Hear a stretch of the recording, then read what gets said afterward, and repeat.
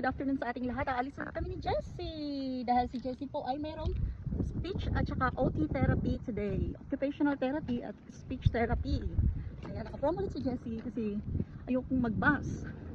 Malayo yun, mga 2 kilometers ang lalakarin. Mas gusto ko kasi maglakad mami. Medyo mainit na. Init. Pero mahangin naman, kaya okay lang maglakad.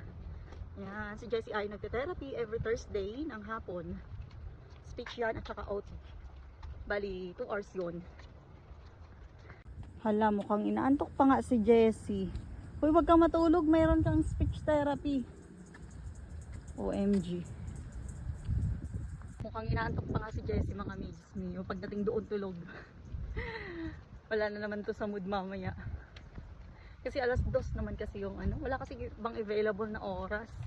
Alas 2 yung therapy ni Jessie, alanganin, enough time niya yun. Nagnanap pa kasi si Jessie mga minsan, lalo na kapag maaga siya gumigising, natutulog pa siya sa hapon. Maganda ang weather today. Dito kami nadaan palagi kasi ito ay hindi main highway. Ang main highway nasa kabila.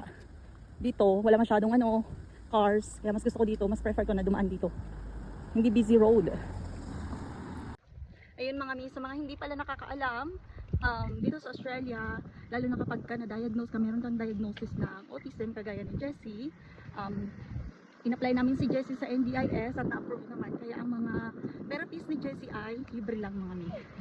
Yung mga occupational therapy, yung mga speech therapy, libre lang yun.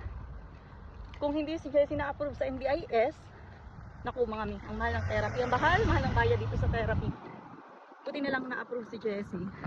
Last year pa naman yung nag-umpisa. Kaya nakakapag-therapy kami ng libre para kay Jessie.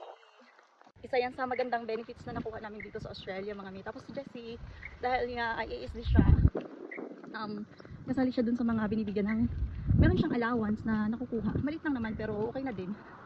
Hindi siya Centrelink mga mi ha. Ano lang, parang disability,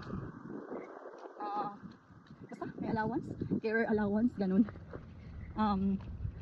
Ako pala yun kasi ako yung carer ni Jessie. May allowance ako nakukuha. Ayun, inipon namin yun para kay Jessie. Ayun, ang kagandahan pa mga mi ay sa school ni Jessie, di ba hindi na si Jessie?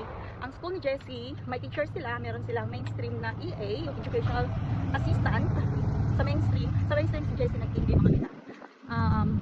Tapos si Jessie ay meron din siyang sariling EA, yung Educational Assistant Support para sa may special needs. Si Jessie, di ba?